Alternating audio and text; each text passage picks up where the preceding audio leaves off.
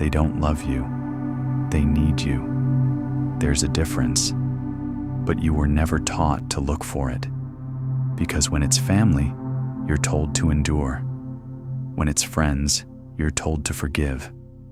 When it's blood, you're told it means loyalty, no matter the cost.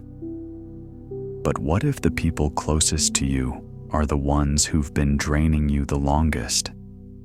What if the word love has been weaponized, twisted into a leash that keeps you close, not because they cherish you, but because they benefit from your presence? No one warns you. No one tells you that affection can be a disguise, that support can be a currency, and that some hugs are just silent transactions waiting to be cashed in later. You grow up thinking love is sacrifice, that being there for people, even when it breaks you, is what good people do, and they applaud you for it. They call you kind, selfless, strong. But in the silence, in the parts of yourself you keep hidden, you feel it. The exhaustion, the resentment, the quiet scream that says, "Why is it always me?" Because love doesn't drain. Love doesn't manipulate. Love doesn't only show up when it needs something, but they do. And you let them. Because somewhere along the way, you confused being needed with being loved. It starts small. A favor here, a guilt trip there, a silence that punishes you when you say no. You don't even notice it at first, because it's wrapped in language that sounds like care. After all I've done for you, you're all I have. You know how I am. Family sticks together. And so, you fold. You show up. You cancel plans. You carry their weight like it's yours. You absorb their anger, their insecurity, their blame. And you call it love, because the world told you that love is unconditional, but forgot to mention it should flow both ways. And when it doesn't, it stops being love. It becomes emotional debt. You start to feel like a lifeline, not a person. A therapist, a bank account, a punching bag dressed as a sibling, a friend, a child. But every time you try to pull back, to breathe, to set a boundary, they remind you of your role. They don't say it directly. They don't have to.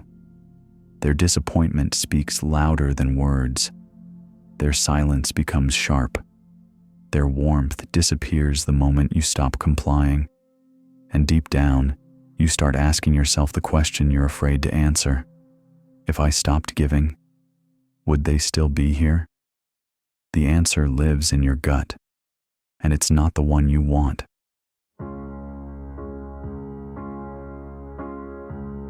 You've spent your life giving, your time, your energy, your help, and in return, you got just enough affection to keep you hooked. They don't say thank you. They don't ask how you're doing. They show up when they need something and disappear when you do. But because they're family, you stay quiet. Because they're old friends, you pretend it's fine. Because walking away feels wrong, you've been trained to feel guilty for protecting your peace. So you become the strong one, the reliable one, the one who always picks up, always shows up, always fixes the mess. And what do they give you in return? Excuses, blame, emotional coldness when you finally ask for something real. You're not being loved, you're being used, and you've known it for a long time. But admitting it would mean everything you've invested wasn't love either. That's what hurts most. Not the truth, but how long you ignored it. You remember the moments, the birthdays they forgot, the times you cried and they changed the subject, the way they made your pain feel inconvenient. And yet, you still defended them. You told yourself they cared, that they were just busy, tired, stressed. You made excuses for them because the truth was too painful to face. You were never their priority. They knew you'd always be there. They knew you'd answer the call. They knew you'd clean up their mess, swallow your anger, and smile through the hurt. And they used that, not always with bad intentions, but with comfort. Because when someone knows you'll never leave, they stop trying to keep you. You became background noise, the steady presence they never thanked, but always expected. That's not love. That's entitlement. And deep inside, you know it. You feel it every time you show up for them and leave feeling smaller than when you arrived. You shouldn't have to earn love by being useful. You shouldn't have to break to feel needed. But they made you believe that was normal. It's not.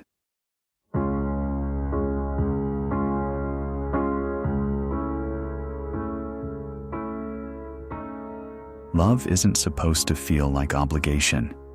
It's not supposed to make you anxious, guilty, or exhausted. But when love is one-sided, it becomes labor. Emotional, mental, spiritual labor. You wake up already carrying weight that isn't yours. You rehearse conversations in your head, trying to say things gently, so they don't twist your words, so they don't call you selfish, so they don't make you feel like the problem. But you are not the problem. You're just the only one brave enough to feel the imbalance. Because when people are used to taking from you, any attempt to protect your energy feels like betrayal. Suddenly, you're distant, cold, not like you used to be. They don't miss you. They miss your usefulness. They miss the version of you who didn't say no. So they guilt you. They pull out memories like weapons. Remember when we were close? After everything I've done for you, you've changed. Yes, you have. Because staying the same was killing you. You're not cold, you're clear. And clarity feels dangerous to people who benefited from your confusion. Still with me? Clarity cuts deep, not just for them, for you too. Because when you finally see the truth, you have to face everything you let slide. Every moment you laughed when it hurt. Every time you stayed when you should have walked. Every boundary you bent, just to feel loved for a little longer. It wasn't your fault. You were surviving. You thought if you gave more, they'd give back. You thought loyalty would earn you care. You thought love meant staying, no matter how invisible you felt. But now you know. People don't change just because you suffer for them. They change when they want to. And most of them don't. You could break yourself into 1,000 pieces, and they'd still say you weren't enough. Not because you aren't, but because your value threatens their comfort. You becoming whole means they can't feed off your fractures anymore. You setting boundaries means they lose control. You choosing peace means they lose access. That's why they call you difficult. That's why they play the victim. Because your growth exposes what they refuse to face in themselves. So they push back. Hard. Not to bring you closer, but to pull you back down. But you've seen too much now. You can't go back to pretending this is love. And that's your power. Want to take it further?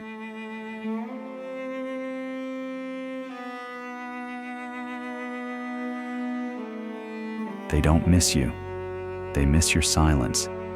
They miss how easy it was to lean on you, to unload on you, to twist your kindness into permission. But you've stopped shrinking. And now, everything's different. They say you've changed. Of course you have. You've learned that love without respect is control. That family without care is just a word. That friendship without reciprocity is just convenient access. You've stopped begging for bare minimums, stopped apologizing for needing space, stopped saying yes when every part of you screamed no. And now, they're uncomfortable. Not because you hurt them, but because they can't use you the same way anymore. And that's what this was about all along. Not connection, not closeness, control. They called you too emotional when you asked for the same support you gave. They called you distant when you stopped playing therapist.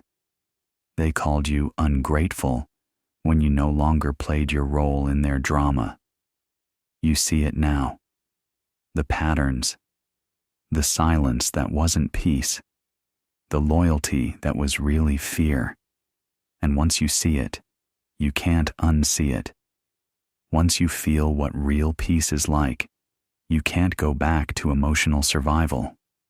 You don't owe them your breakdown just to keep the relationship alive. If you're ready to take back your power,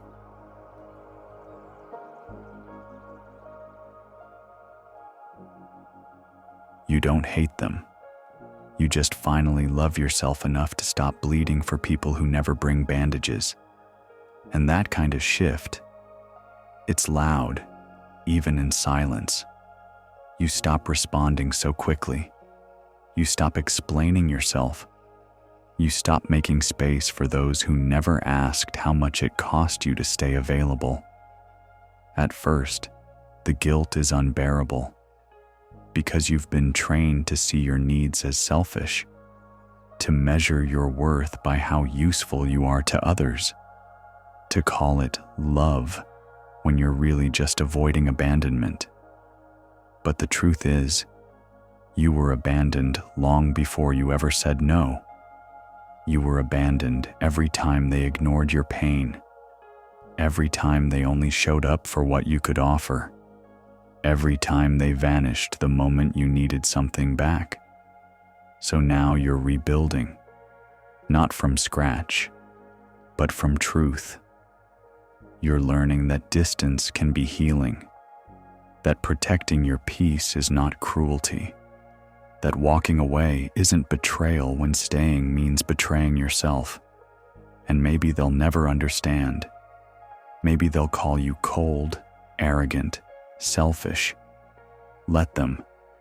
They never knew the weight you carried just to keep the connection alive. They never saw the nights you cried alone after giving everything you had. They were never loving you.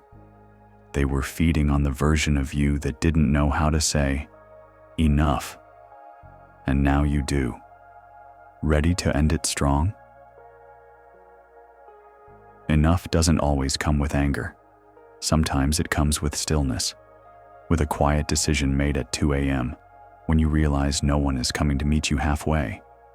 That's when something in you hardens, not into bitterness, but into truth. You stop hoping they'll change. You stop rehearsing what you'll say if they ever finally listen.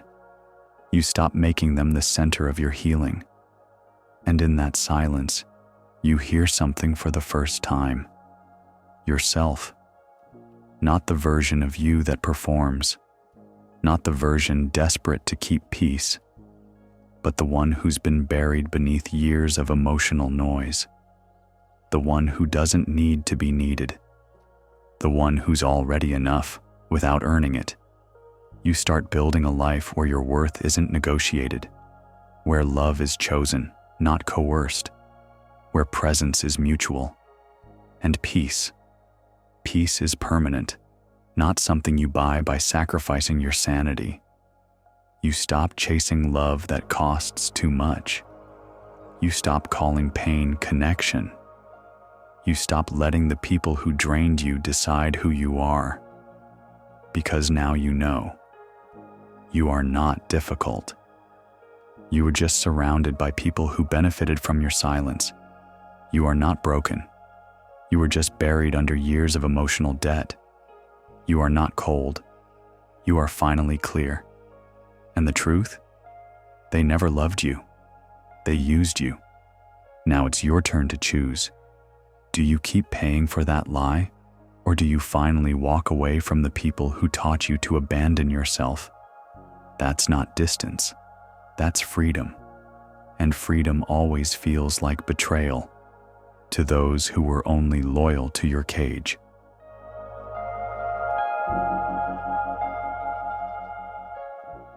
There's a silence that follows the final goodbye, not the kind that begs for someone to return, but the kind that feels like breathing for the first time. No more guilt, no more waiting for the bare minimum, no more shrinking to make others comfortable. You don't owe explanations. You don't owe softness to those who weaponized your kindness. You don't owe loyalty to the people who taught you to abandon yourself in the name of love. They called it family. They called it friendship. But you were the one carrying the weight. You were the one always bending, breaking, and coming back. That wasn't connection. That was conditioning. And now it's broken. Not because you hate them, not because you want revenge, but because you finally realized love doesn't require you to disappear. So you leave, quietly, with no drama, with no warning. Because healing doesn't always look like confrontation. Sometimes, it just looks like never picking up the phone again.